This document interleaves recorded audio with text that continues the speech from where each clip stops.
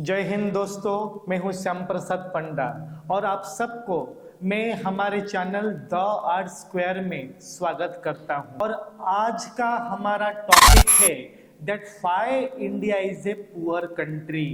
आखिर क्यों भारत एक गरीब देश है। इन सब को डिस्कशन करने के लिए मैं आज सिर्फ 11 पॉइंट ही डिस्कशन करूंगा। 11 पॉइंट के अंदर आपका सब डाउट यहाँ से क्लियर हो जाएगा कि क्यों भारत एक गरीब देश है। हमारा पहला पॉइंट है सोशियो इकोनॉमिक स्ट्रक्चर, सामाजिक अर्थनीतिक व्यवस्थाएं। कुछ तो फूल खिलाए हमने और कुछ फूल खिलाना बाकी है। मुश्किल ये है बाग में अब तक कांटे कई पुराने हैं। इसका मतलब हमारे देश में जो सामाजिक अर्थनीतिक व्यवस्थाएं हैं वो हमारे वजह से ही है। हमारे देश में जो सोशियो इकोनॉमिक स्ट्रक्चर है वो बहुत ही पुराना है, जिसके द्वारा जो बंदा अभी ग्रेजुएशन कंप्लीट करता है उसे एक अच्छा जॉब नहीं मिलता और एक अच्छा व्यवसाय बिजनेस भी वो नहीं कर सकता। आखिर प्रॉब्लम क्या है हमारे सोशियो इकोनॉमिक स्ट्रक्चर में? देखिए, एक सोशियो इकोनॉमिक स्ट्रक्चर में आपको अच्छा बैंकिंग इंस्टीट्यूशन चाहिए, अच्छे एजुकेटेड लोग चाहिए और जेंडर बायस ना हो ऐसा समाज चाहिए। इस समाज में ही सोसाइटी में लोगों का डेवलपमेंट होता है। लेकिन हमारे देश में मेल और फीमेल के बीच में बहुत ही ज्यादा इनइक्वालिटी है। हमारे देश का जो बैंक का सुविधा है वो सिर्फ अमीरों को ही लोन देता है, गरीब लोगों को लोन नहीं देता। पुअर लोग व्यवसाय नहीं कर सकते हैं और हमारे देश में जो शिक्षा व्यवस्था है वो अच्छा नहीं है, जिसके वजह से ही थियोरिटिकल एजुकेशन के वजह से लोग अनएम्प्लॉयड रह जाते हैं, बेकार रह जाते हैं।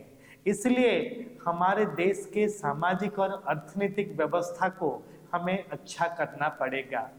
दोनों मेल और फीमेल को मिलके काम करना पड़ेगा, परिवार के लिए पैसा कमाना पड़ेगा। इसके द्वारा ही हमारे देश में उन्नति आएगा, हमारे देश का समाज बहुत ही अच्छा डेवलप हो पाएगा। अनेकताओं में एकता ही हमारी शान है, इसलिए हमारा भारत देश महान है। इससे आपको जानना पड़ेगा। हमारे देश में जाति को लेके, धर्म को लेके, मेल और फीमेल को लेके बहुत ही ज्यादा खराब चिंताधारा है। इन सब को परिवर्तन करना पड़ेगा। जिस देश में इंसान इंसान के बीच में जाति धर्म को लेके यहाँ पे फर्क हो रहा है, उस देश में कभी भी सोशियो इकोनॉमिक स्ट्रक्चर डेवलप नहीं हो पाएगा। इसलिए जाति धर्म को विचार में ना लाए, इंसानियत को सबसे ऊपर रखें और याद रखें कि अनेकताओं में एकता ही भारत की शान है। कौन कहता है कि बचपन सबका हमेशा अच्छा जाता है? जहां पेट भर खाना नहीं, वहां भी बचपन मजदूरी में कट जाता है। याद रखना, हमारे देश के बच्चों को हमें अच्छी शिक्षा देना है, उनके लिए अच्छा सामाजिक अर्थनीतिक व्यवस्था तैयार करना है। इसके द्वारा ही हमारे देश में सामाजिक अर्थनीतिक उन्नति होगा और आप सब लोग हमारे देश में काम पाएंगे। अभी जो दूसरा रीजन है हमारे देश गरीब होने के लिए, वो है बैड एजुकेशनल सिस्टम। अच्छा, ये बैड एजुकेशनल सिस्टम क्या है? एजुकेशनल सिस्टम मेनली दो तरह के होते हैं। पहले वाला है थियोरिटिकल एजुकेशनल सिस्टम, जहाँ पे सिर्फ किताबों से ही आपको पढ़ने का चांस मिलता है, जो पुराने समाजों में देखने को मिलता था। और दूसरा है प्रैक्टिकल एजुकेशनल सिस्टम, जहाँ पे आपको प्रैक्टिकली एजुकेशन में सफलताएं मिलते हैं, जहाँ पे प्रैक्टिकली आपको सभी तरह का चैप्टर कंसेप्ट क्लियर करने का अपॉर्चुनिटी मिलता है। जो कि अभी एडवांस देशों में, उन्नत देशों में अभी देखने को मिलता है। वहाँ पे एमबीए के बच्चों को, स्कूल के बच्चों को कंप्यूटर कैसे तैयार करते हैं, सॉफ्टवेयर आप कैसे बनाते हैं, इंडस्ट्री में मैनेजमेंट कैसे होता है, उनके बच्चों को सिखाते हैं, जिसके लिए वो बहुत उन्नत है, जिसके लिए वो बहुत डेवलप है। और वहाँ पे ह्यूमन रिसोर्स डेवलपमेंट बहुत अच्छी तरह से होता है। इतना याद रखना कि शिक्षा की जड़ें कड़वी होती है, लेकिन फल हमेशा मीठा ही होता है। इसलिए आपको अगर अभी पढ़ने का इच्छा नहीं हो रहा है, तब आप याद रखिएगा, किसी को पढ़ने का इच्छा नहीं होता, लेकिन टाइम से जो पढ़ता है वो ही सफलता पाता है, और जो नहीं पढ़ता है वो जीवन भर बहुत ज्यादा परेशानी में ही रहता है। इसलिए हमारे देश की शिक्षा को अच्छा बनाना पड़ेगा। बोथ थियोरिटिकल और प्रैक्टिकल दोनों एजुकेशन हमारे देश में सब स्कूल में होने चाहिए। चाइना में स्कूल के बच्चों को कंप्यूटर का हार्डवेयर और सॉफ्टवेयर प्रोसेस सिखाया जाता है, लेकिन हमारे देश में मैथमेटिक्स सिखाया दिया जाता है। अभी तक हमारे देश के बच्चों को अच्छी तरह से अंग्रेजी नहीं आती, कंप्यूटर में कैसे एक्सेल चलाते हैं वो भी नहीं आता, तो कैसे हमारा देश उन्नत होगा। इसलिए उन्नति के मार्ग में आगे जाने के लिए आप सबको थियोरिटिकल और प्रैक्टिकल एजुकेशन के ऊपर फोकस करना पड़ेगा। जितने भी स्कूल हैं उन सब स्कूल में प्रैक्टिकल एजुकेशन देना पड़ेगा, कंप्यूटराइज एजुकेशनल सिस्टम होना चाहिए। इसके द्वारा ही हमारे देश के बच्चों का उन्नति होगा और हम सबको सोसाइटी में काम मिलेगा, एम्प्लॉयमेंट अपॉर्चुनिटी क्रिएट होगा। ये याद रखना कि शिक्षा है गौरव हमारा, शिक्षा ही हमारी शान है, शिक्षा ही है स्वाभिमान हमारा, शिक्षा ही हमारी पहचान है। इसलिए हमारे देश को बदलने के लिए आज ही हमें हमारे देश के शिक्षा व्यवस्था में प्रैक्टिकल एजुकेशन लाना पड़ेगा।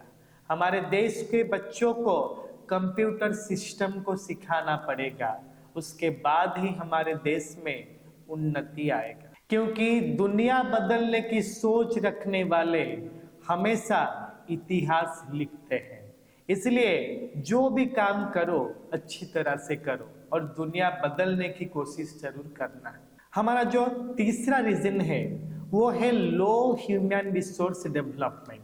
देखिए, किसी भी देश को डेवलप बनाने के लिए ह्यूमन रिसोर्स को, यानी उस देश के नागरिक को अच्छा शिक्षा, अच्छा स्वास्थ्य और अच्छा ट्रेनिंग देना पड़ता है। उसके द्वारा ही मानव पूंजी वहाँ पे विकास होता है, ह्यूमन रिसोर्स डेवलपमेंट होता है। अगर हमारे देश के लोगों को अच्छा शिक्षा ना मिले तो कभी भी वो एफिशिएंट नहीं हो पाएंगे, कभी भी वो ब्रिलियंट नहीं हो पाएंगे, कभी भी उनका दक्षता ज़्यादा नहीं हो पाएगा। और उसके साथ अच्छा स्वास्थ्य देना पड़ता है, अच्छा हेल्थ फैसिलिटी देना पड़ता है। हमारे देश में जितने भी सरकारी अस्पताल है वहाँ पे अच्छा स्वास्थ्य फैसिलिटीज अभी तक अवेलेबल नहीं है। एक सर्दी के लिए आप सरकारी मेडिकल जाएंगे कि लेकिन वहाँ से स्किन डिजीज लेके आप घर को चले आएंगे। इसका मतलब क्या है, हमारे देश का जनसंख्या बहुत ज़्यादा है, इसके द्वारा सरकार सबको अच्छा मेडिकल फैसिलिटी नहीं दे पाता है। इसका एग्जाम्पल है एम्स हॉस्पिटल। वहाँ पे एक सामान्य फीवर के लिए भी अगर आप जाएंगे रात के 3 बजे से आपको लाइन में खड़ा होना पड़ेगा, सिक्योरिटी गार्ड से टॉर्चर खाना पड़ेगा और उसके बाद ही आपको वहाँ पे एक टिकट मिल पाएगा। इसलिए उसमें सुधार लाना पड़ेगा।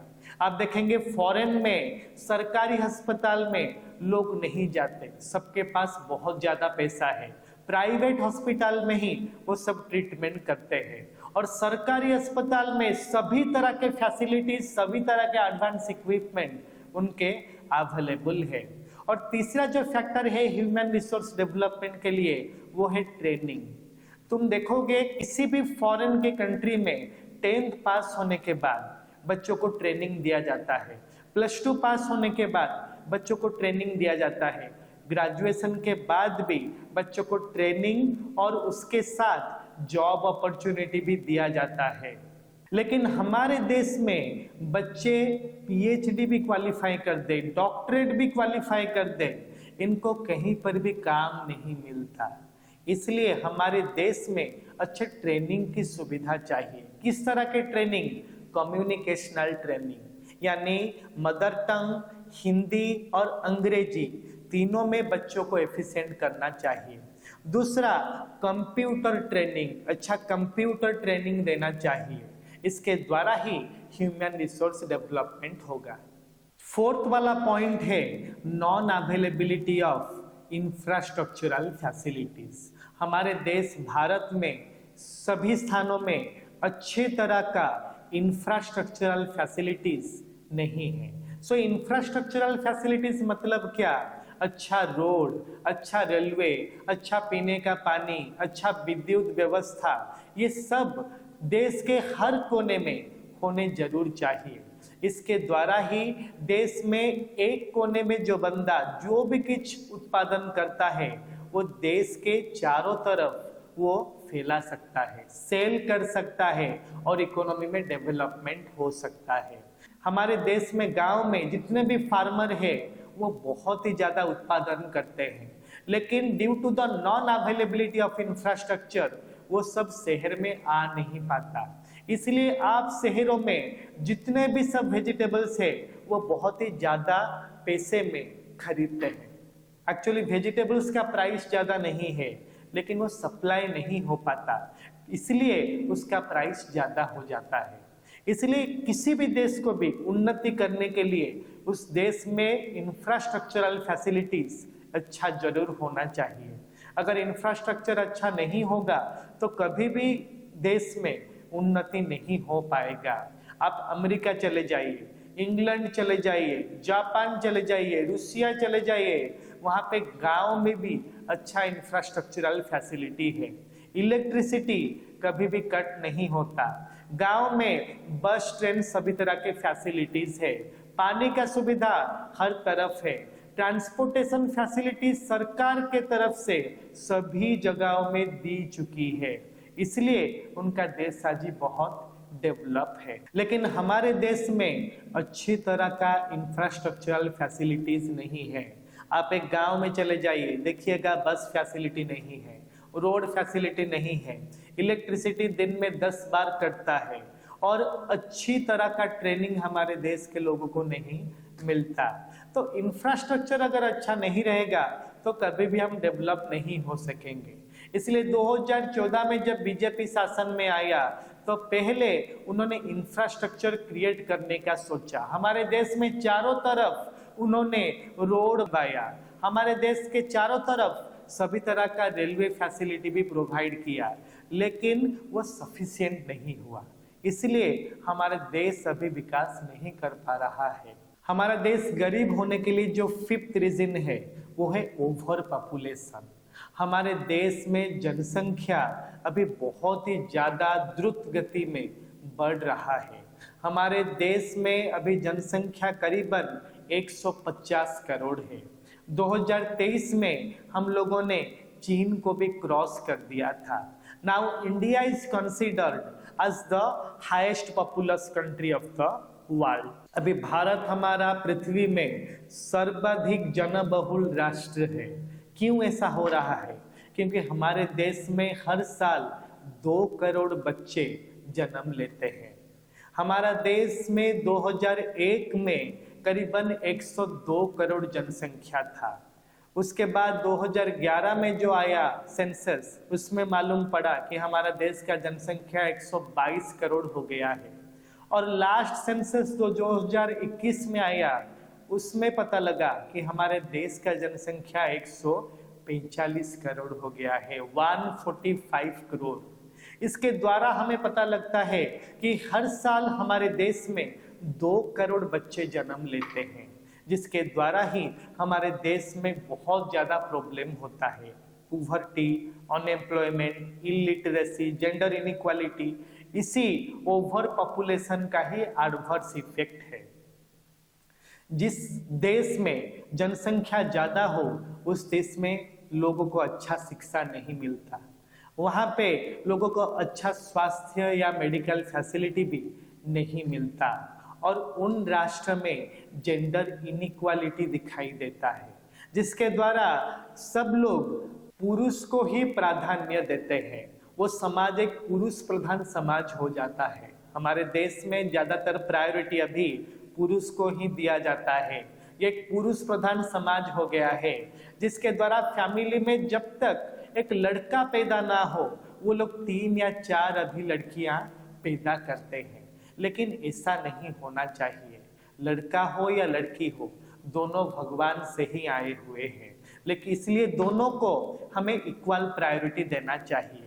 Equal education, equal economic facilities, equal pocket money, equal job opportunities, equal partner चुनने का चांस हम सबको देना चाहिए। इसलिए हमारे देश में ओवर पॉपुलेशन हमारे देश के ऊपर एक बर्डन क्रिएट कर रहा है। इसके वजह से ही हम लोग डेवलप नहीं हो पाते हैं।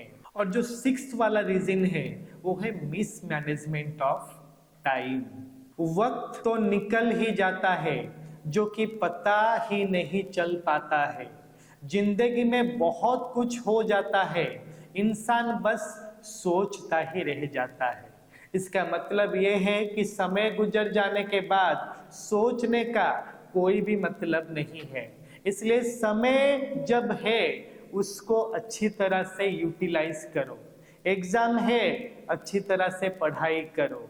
जॉब है, अच्छी तरह से प्रिपरेशन करो। शादी है, अच्छी तरह से प्रिपरेशन करो। अगर समय एक बार चले जाता है ना, वो दूसरी बार किसी को भी नहीं मिलता। अपॉर्चुनिटी लाइफ में बहुत कम आता है, इसलिए खुद को अच्छी तरह से प्रिपेयर करो। हमारे देश के लोगों को समय नष्ट करने के लिए अवार्ड मिलना चाहिए। हर गली में, हर चौराहे में देखोगे बहुत सारे लोग यूनाइटेड हो जाते हैं, रोजगार के लिए नहीं, सिर्फ टाइम वेस्ट करने के लिए, सिर्फ बातें करने के लिए, लेकिन उसको काम की तरफ कोई भी यूटिलाइज नहीं करता। इसलिए बातें कम करनी चाहिए और काम ज्यादा करना चाहिए। हमारे देश में अभी टाइम मिसमैनेजमेंट बहुत ज्यादा हो रहा है। दिन में 24 घंटे सिर्फ है, ये हमारे देश के लोग भूल गए हैं। 24 घंटे में क्या करना चाहिए, कैसे टाइम मैनेज होता है, इसके बारे में लोगों को अच्छी तरह से नहीं मालूम है।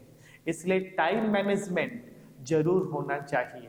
जापानीज लोग, अमेरिकन लोग, चाइनीज लोग टाइम मैनेजमेंट में बहुत एफिशिएंट है, इसलिए उनका अर्थनीति आज बहुत डेवलप है। लेकिन हमारे देश में टाइम को अच्छी तरह से मैनेज नहीं किया जाता। वो ट्रेन की बात हो, फ्लाइट की बात हो, या कभी कभी एग्जाम की बात हो, सब यहाँ पे टाइम मिसमैनेजमेंट करते हैं। कभी ट्रेन 2 घंटे बाद आता है, फ्लाइट 4 घंटे डिले हो जाता है, और सरकारी एग्जाम कभी भी 15 मिनट 20 मिनट बाद शुरू होता है। तो टाइम मैनेजमेंट के लिए होल नेशन यहाँ पे दायी है, जिसके द्वारा हमारा देश यहाँ पे एक गरीब राष्ट्र बन चुका है। उसके बाद जो 7th वाला पॉइंट है, डिसेंट्रलाइजेशन ऑफ पावर। हमारे देश में जो पावर है वो डिसेंट्रलाइज है, केंद्रीभूत नहीं है सरकार के पास, वो निम्न तरह के लोगों को बांटा गया है। जैसे कि हम लोग बोल सकते हैं यहाँ पे केंद्र सरकार सेंटर में बैठा है, लेकिन कुछ पावर स्टेट गवर्नमेंट को भी दिया गया है। लेकिन स्टेट गवर्नमेंट फिर से 2 हिस्सों में डिवाइड हो गया है। पहले वाला है तुम्हारा स्वायत्त शासन व्यवस्था जो शहरों में चलता है, दूसरा वाला है जो गांव में चलता है। शहरों में म्युनिसिपैलिटी देखने को मिलता है, एनएसी देखने को मिलता है, म्युनिसिपल कॉर्पोरेशन देखने को मिलता है। गांव में यहाँ पे जिला परिषद देखने को मिलता है, पंचायत समिति देखने को मिलता है और ग्राम पंचायत देखने को मिलता है। केंद्र सरकार यहाँ पे ऊपर से 500 करोड़ शिक्षा के ऊपर इन्वेस्ट करेंगे, लेकिन वो ग्राम पंचायत के पास जाने के बाद वो सिर्फ 50 करोड़ बन चुका होगा, क्योंकि वो पैसा डिवाइड होता है। हर बंदा हर किसी लेवल में यहाँ पे करप्शन करता है और हर बंदा यहाँ पे खुद का ही परिवार चलाने के बारे में सोचता है। यहाँ पे कोई भी लॉ और ऑर्डर अच्छी तरह से नहीं चलता, और जो यहाँ पे सब कुछ ठीक करने की कोशिश करता है वहाँ पे उसको काट दिया जाता है, बिना कोई कारण उसको अंदर किया जाता है। इसलिए पावर को अच्छी तरह से सेंट्रलाइज करना पड़ेगा, जिसके द्वारा पैसा अच्छी तरह से इन्वेस्ट हो सकता है। पैसा आता है जनसाधारण के तरफ से, टैक्स से पैसा आता है। इसका मतलब ये नहीं कि अपने हिसाब से जितना चाहे पैसा खर्च करे, नहीं, वैसा नहीं होता। इसलिए ही आज हमारा देश गरीब है। पैसे को अच्छी तरह से प्लानिंग के दौरान खर्च करना चाहिए। पैसा कहाँ कहाँ पे खर्च होता है उसको अच्छी तरह से मैनेजमेंट करना चाहिए। इसके बाद ही देश में प्रगति होता है। और जो 8वां वाला पॉइंट है उसके बारे में आप सबको पता है, वो है करप्शन यानी भ्रष्टाचार। हमारे देश में ऊपर के लेवल से लेके नीचे के वार्ड मेंबर तक सब करप्ट है। यहाँ पे पुलिस से लेके लॉयर तक सब करप्ट है। करप्शन हमारे देश के लोगों के सीने में है। हर बंदा यहाँ पे ऊपर से घूस लेने की कोशिश करता है, इसलिए हमारा देश कभी भी उन्नति नहीं हो पाता, क्योंकि पैसा ही यहाँ पे सबसे बड़ा है। ना बाप बड़ा ना भैया, दादी यहाँ पे सबसे बड़ा रुपया। लेकिन ऐसा नहीं होता। अगर आपकी देश में उन्नति करना चाहते हैं, पैसे को प्रायोरिटी मत दीजिए, क्वालिटी को प्रायोरिटी दीजिए। जब आप क्वालिटी को प्रायोरिटी देंगे ना, आपकी तरक्की होगी, आपका भी डेवलपमेंट होगा, आप भी बहुत ज्यादा पैसा ऑटोमेटिकली कमाएंगे। यहाँ पे सरकार शिक्षा में 5000 करोड़ रुपए खर्च करता है, जो वो राज्य सरकार को देता है। राज्य सरकार वो अपने हिसाब से खर्च करके उसे 4000 करोड़ रुपए वो इन्वेस्ट करता है इकोनॉमी में, एजुकेशन के लिए। 2000 करोड़ रुपए वो देता है शहर के स्वायत्त शासन संस्था में, 2000 करोड़ रुपए देता है वो गांव के स्वायत्त शासन व्यवस्था में। लेकिन वो जब निम्न स्तर में आ जाता है, ग्राम पंचायत और वार्ड मेंबर के पास आ जाता है, वो ऑटोमेटिकली 20 करोड़ हो चुका होता है। इसका मतलब क्या है? यहाँ पे पैसा ही बहुत ज्यादा मूल्यवान है। पैसे के लिए लोग अपने गिरेबान को भी यहाँ पे बेच देते हैं, जिसके लिए हमारे देश में उन्नति नहीं होता। इसलिए करप्शन छोड़ दीजिए। जिस दिन हमारे देश में करप्शन बंद हो जाएगा, उसी दिन भारत वो उन्नति कर पाएगा, उसी दिन भारत एक अमीर राष्ट्र बन पाएगा। इसका उदाहरण है चीन। चीन में भी जनसंख्या 145 करोड़ है, फिर भी वो डेवलप्ड नेशन है। पता है क्यों? क्योंकि हर चाइनीज अपने देश के लिए वो ईमानदार है। पैसा और घूसखोरी के लिए वो कभी भी गुरुत्व नहीं देता, प्रायोरिटी नहीं देता। इसलिए ईमानदार बनिए, दूसरे के लिए नहीं, खुद के लिए, और अच्छी तरह से काम कीजिए। से नो टू करप्शन। जो 9th वाला पॉइंट है, इफेक्ट्स ऑफ फिल्म। हमारे देश के लोगों को अभी फिल्म बहुत भाने लगा है।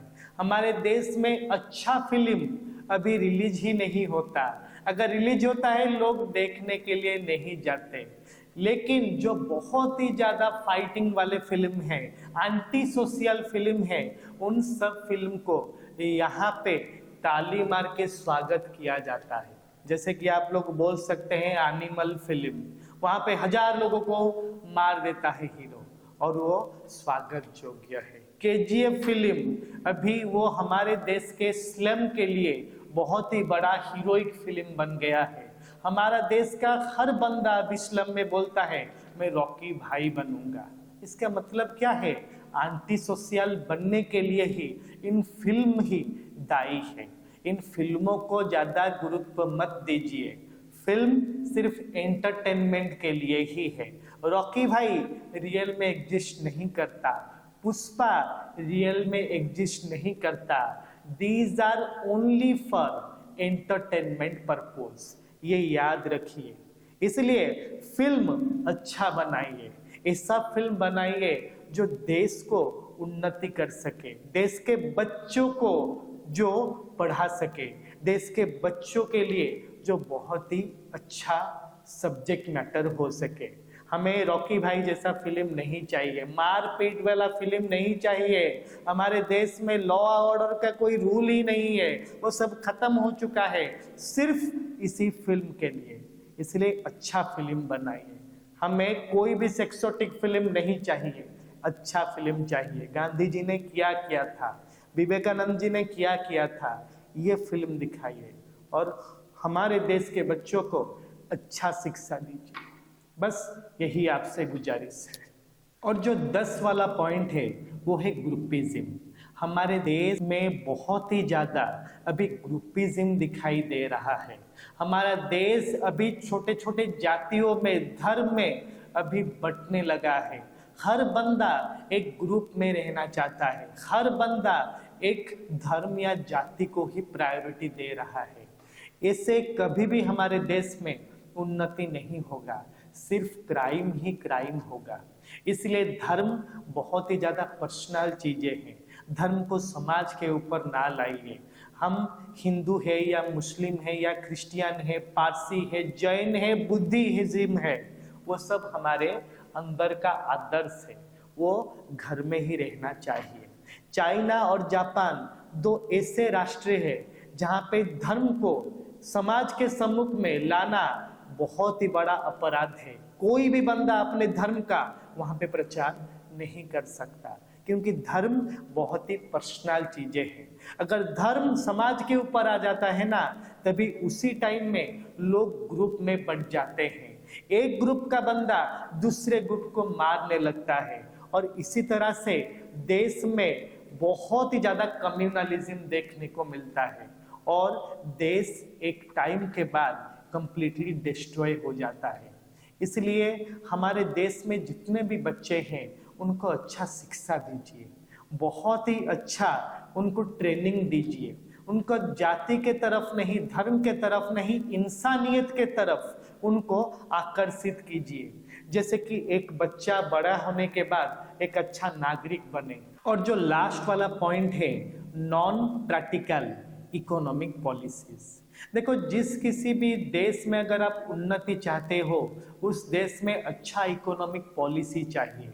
हमारे देश में जितने भी इकोनॉमिक पॉलिसी आज तक इंट्रोड्यूस हुए हैं, वो कभी भी सब जनसंख्या के लिए, सब लोगों के लिए इंट्रोड्यूस नहीं हुए हैं। वो सिर्फ कुछ 2%, 3% जनसंख्याओं के लिए ही इंट्रोड्यूस हुए हैं। जैसे कि एक उदाहरण है ग्रीन रिवॉल्यूशन, वो हमारे देश में 1960 दशक में इंट्रोड्यूस हुआ था, जिसके द्वारा इनिशियली 3 स्टेट ही बेनिफिशियल हुए थे, पंजाब, हरियाणा और वेस्टर्न यूपी।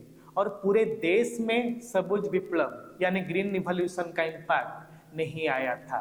इसलिए आज हमारे देश में एग्रीकल्चरली 2 स्टेट ही वेल डेवलप्ड है, पंजाब और हरियाणा और वेस्टर्न यूपी। इसके द्वारा हम लोगों ने ये सीखा कि जो इकोनॉमिक पॉलिसी सरकार इंट्रोड्यूस कर रहा है, वो देश के हर नागरिक के लिए कभी भी नहीं हो पाता। मैं भी गरीब हूँ, मैं भी राशन पाने का योग्य रखता हूँ, लेकिन मुझे आज तक राशन नहीं मिला। मैंने 5 बार अप्लाई किया है राशन कार्ड के लिए, बीपीएल कार्ड के लिए, लेकिन आज तक मुझे बीपीएल कार्ड नहीं मिला। तो क्राइटेरिया क्या है, बंदे का क्या देखते हैं यहाँ पे, सब पॉलिसीज के लिए। इसलिए हमारे देश के लोग जितने भी हैं उनके लिए पॉलिसी होना चाहिए। एक था MGNREGA, NRLM, NULM, ये सिर्फ हम लोग किताब में ही देखते हैं। इन सब के बारे में अगर आप जाके सरकारी कार्यालय में पूछेंगे तो वो बोलेंगे ये सब काम ही नहीं करता।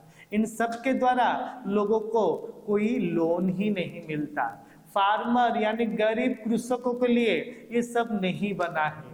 तो ये क्या है, किसके लिए पॉलिसी बना है? 2000 लोगों के लिए, 3000 लोगों के लिए या 5000 लोगों के लिए? 5000 लोगों के लिए 50,000 करोड़ रुपए यहाँ पे खर्च हो रहा है। क्या ये ईमानदारी है? नहीं।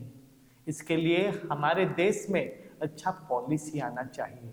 अच्छे पॉलिसी को अच्छा एजुकेटेड बंदा ही इंट्रोड्यूस कर सकता है, लेकिन हमारे देश में अच्छा एजुकेटेड बंदे को राजनीति में सुयोग नहीं मिलता, चांस नहीं मिलता, अपॉर्चुनिटी नहीं मिलता।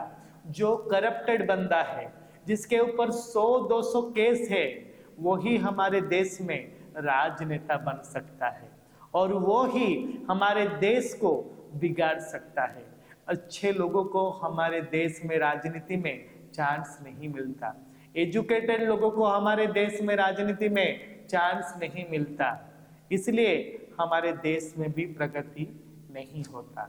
तो आज हम लोगों ने हमारा देश क्यों एक गरीब राष्ट्र है, why India is a poor nation, इसके बारे में डिस्कशन कर दिया है। अगर आप लोग सीबीएसई में पढ़ते हैं, 11th 12th में पढ़ते हैं, यूपीएससी या ओपीएससी के प्रिपरेशन करते हैं, तो आप यहाँ पे हमारे साथ जुड़ सकते हैं। ऑनलाइन क्लास आप हर रोज यहाँ से कर सकते हैं। हमारे यहाँ पे हर साल हमारे बंदे, हमारे बच्चे यहाँ के टॉपर होते हैं, CBSE topper, CHSE topper, BSSE topper, यहाँ पे बहुत ज्यादा टॉपर ही दिखाई देते हैं। इसलिए अच्छे क्वालिटी का एजुकेशन रिसीव कीजिए। अगर आपको ह्यूमैनिटीज का कोचिंग चाहिए, आर्ट्स का कोचिंग चाहिए, नीचे गए नंबर में कॉल कीजिए और हमारे साथ जुड़े। Thank you so much for your love and support. जय हिंद, जय भारत।